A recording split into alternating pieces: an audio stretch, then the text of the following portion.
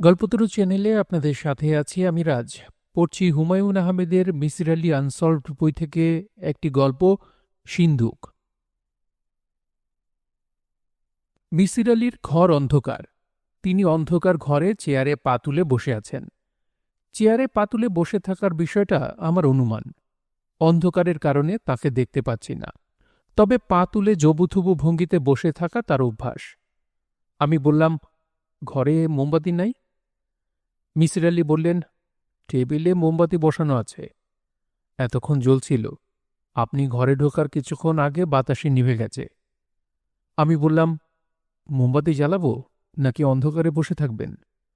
মিসির আলি বললেন, থাকি কিছুক্ষণ অন্ধকারে, আধারের রূপ দেখি। বিশেষ কিছু নিয়ে কি চিন্তা করছিলেন? মিসির আলি বললেন, আপনার কি ধারণা সারাক্ষণ আমি কিছু না কিছু নিয়ে চিন্তা করি?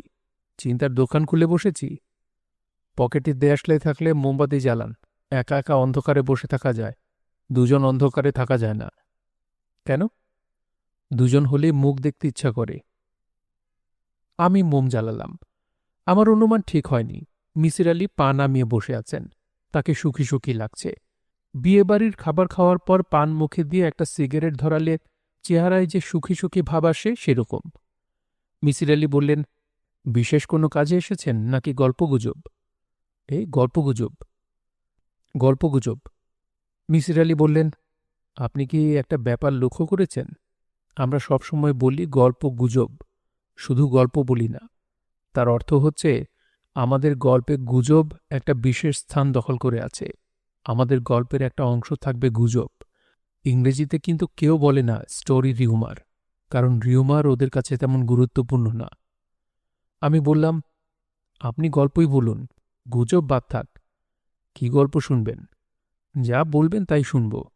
আপনার ছেলেবেলার গল্প শুনি, শৈশবের কথা। আপনার বাবা কি আপনার মতো ছিলেন? আমার মতো মানে? জটিল চিন্তা করা টাইপ মানুষ। আমার বাবা নিতান্তই আলাভোলা ধরনের মানুষ ছিলেন। তার প্রিয় শব্দ হল আশ্চর্য। কোনো কারণ ছাড়াই তার বিস্মিত হবার ক্ষমতা ছিল। উদাহরণ দেব? দিন। একবার একটা প্রজাপতি দেখে কি আশ্চর্য কি আশ্চর্য বলে তার পেছন পেছন ছুটলেন। তিনি শুধু যে একা ছুটলেন তা না, আমাকেও ছুটতে বাধ্য করলেন। প্রজাপতির একটা ডানা ছিঁড়ে গিয়েছিল, বেচারা একটা ডানায় ভর করে উঠছিল। আমি বললাম, আশ্চর্য হবার মতো তো ঘটনা।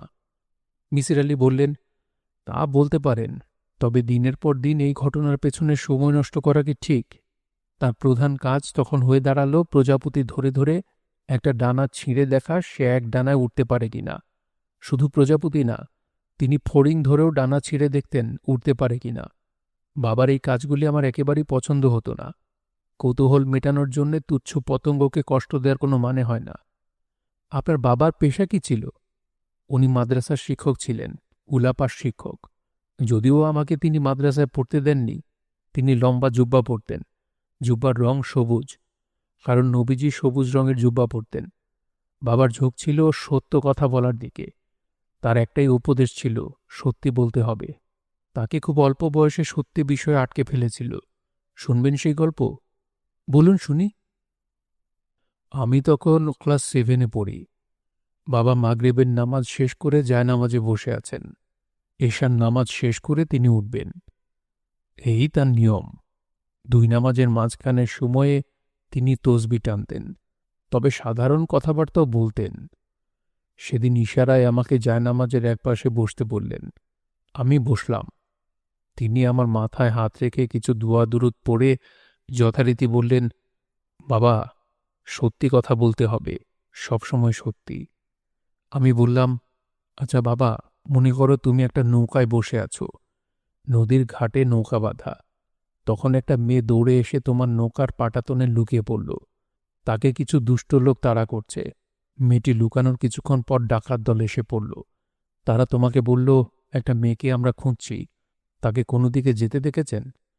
তার উত্তরে তুমি কি সত্যি কথা বলবে? বাবা কিছু সময় হতাশ চোখে আমার দিকে তাকিয়ে বললেন, দুষ্ট তর্ক ভালো না বাবা। মোমবাতি মোমবাতি আবার বাতাসে নিভে গেছে। মিসির আলি বাতি জ্বালালেন। আমি বললাম, আপনার তর্কবিদ্যা সেটাই কি শুরু?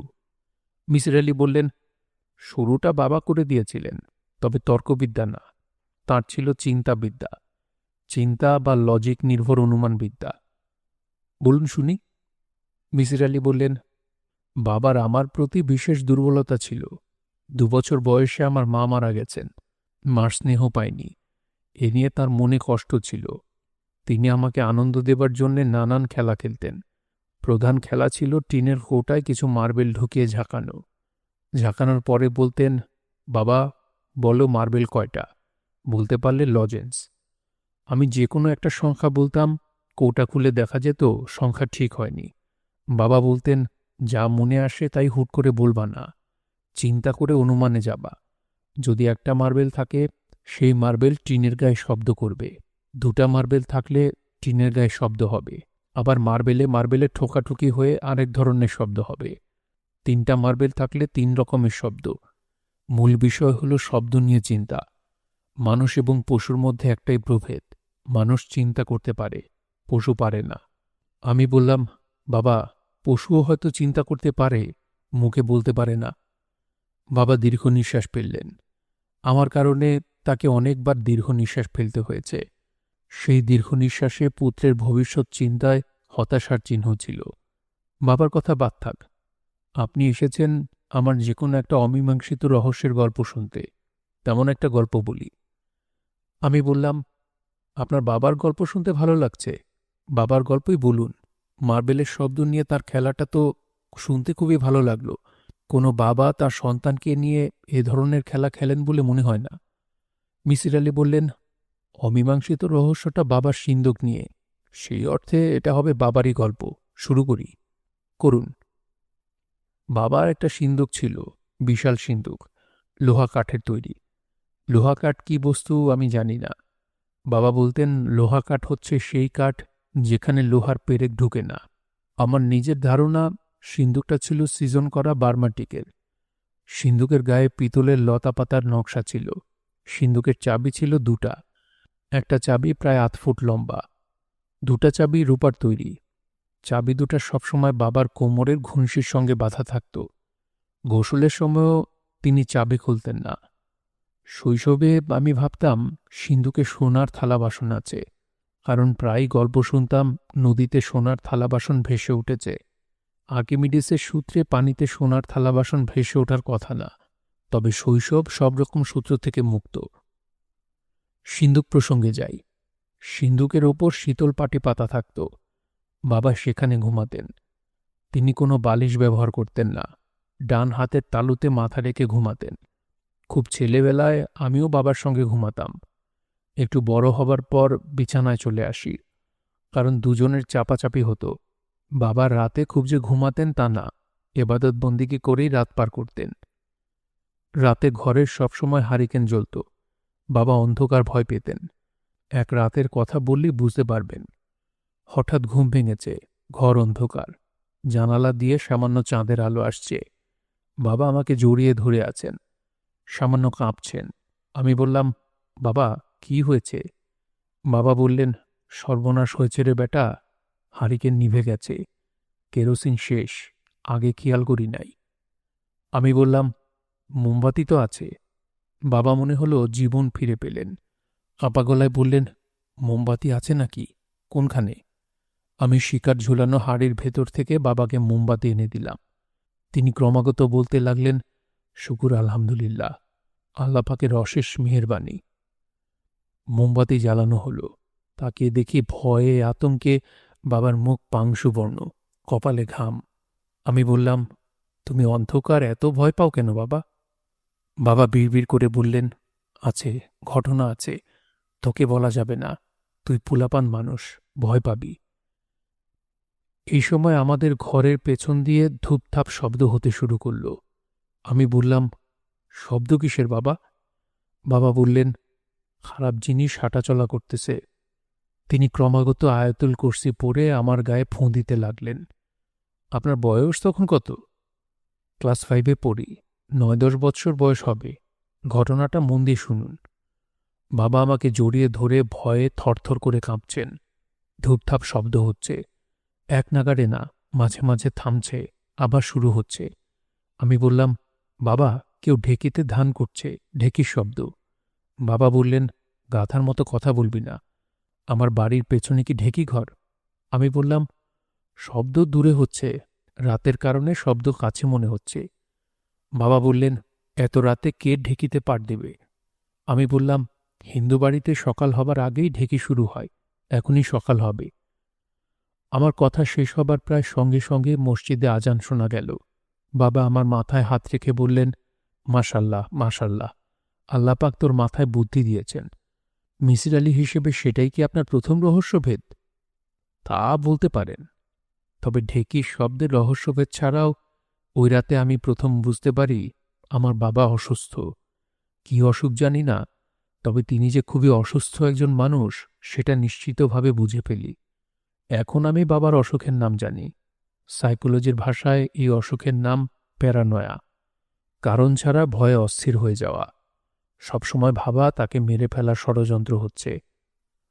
বাবা মাদ্রাসার চাকরি ছেড়ে দিলেন, কারণ মাদ্রাসায় যেতে হলে সেনবাড়ির ভিটার উপর দিয়ে যেতে হয়, ঘন জঙ্গলের ভেতর দিয়ে রাস্তা। সেখানে নাকি খারাপ জিনিসরা তাকে ধরার জন্য বসে থাকে। একবার একটা ধরেও ফেলেছিল, তিনি অনেক কষ্টে ছাড়া পেয়েছেন।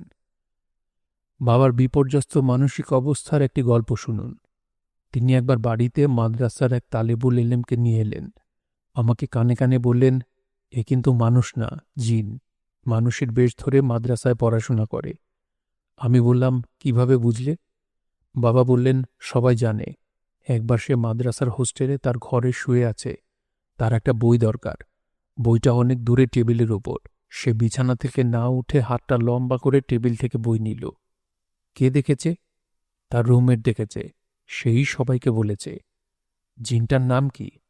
কালাম। পড়াশোনায় তুখোড় ছাত্র। জিন কালাম দুপুরে আমাদের সঙ্গে কই মাছ খেল এবং গলায় কই মাছের কাঁটা ফুটে অস্থির হয়ে পড়ল। আমি বাবাকে বললাম, বাবা, সে জিন, তার গলায় কাঁটা ফুটবে কেন? বাবা বললেন, মানুষের বেশ ধরে আছে তো, এই জন্যে ফুটেছে। আমি বললাম, এখন কিছুক্ষণের জন্যে জিন হয়ে কাঁটা দূর করছে না কেন? বাবা চিন্তিত ভঙ্গিতে বললেন, সেটাও একটা বিবেচনার কথা। মাদ্রাসার চাকরি ছেড়ে বাবা দিনরাত ঘরেই থাকেন। তার প্রধান কাজ সিন্দুক ঝাড়পোছ করা, তেল ঘষা। আগে মাসে একদিন তিনি বাটিতে রেডির তেল নিয়ে বসতেন, সিন্দুকে তেল ঘষতেন। এখন প্রতি সপ্তাহে তেল ঘষেন, তবে সিন্দুকের ডালা কখনো খোলেন না। আমি একদিন বললাম, বাবা, সিন্দুকের ভেতর কি আছে? বাবা বললেন, সিন্দুকে কি আছে তা নিয়ে তোমাকে চিন্তা করতে হবে না। তুমি এই সিন্দুকের ধারে কাছে আসবা না। নিজের পড়াশোনা নিয়ে থাকবা। ক্লাস 5-এ বৃত্তি পরীক্ষা আছে। বৃত্তি যেন পাও সেই চেষ্টা নাও। তোমার নিজের টাকাতে তোমাকে পড়তে হবে। আমি অক্ষম। প্রায় দেখতাম বাবা সিন্দুকের গায়ে কান লাগিয়ে বসে আছেন, যেন সিন্দুকের ভেতর কিছু হচ্ছে। তিনি তার আওয়াজ পাচ্ছেন। এই অবস্থায় আমাকে দেখলে তিনি খুব লজ্জা পেতেন। ক্লাস 5-এ কি আপনি বৃত্তি পেয়েছিলেন? না, বৃত্তি পরীক্ষায় দেয়া হয়নি। বৃত্তি পরীক্ষার সময় বাবা খুবই অসুস্থ। এখন মারা যান, তখন মারা যান অবস্থা। আমি সারাক্ষণ বাবার সঙ্গে আছি।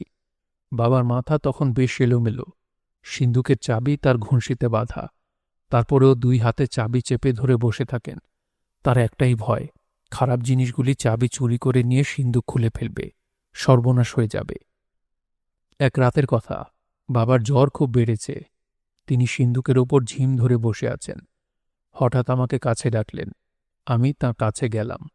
বাবা বললেন, সিন্দুকে কান দিয়ে শুনতো দেখি, কিছু কি শোনা যায়? আমি সিন্দুকে কান রাখলাম।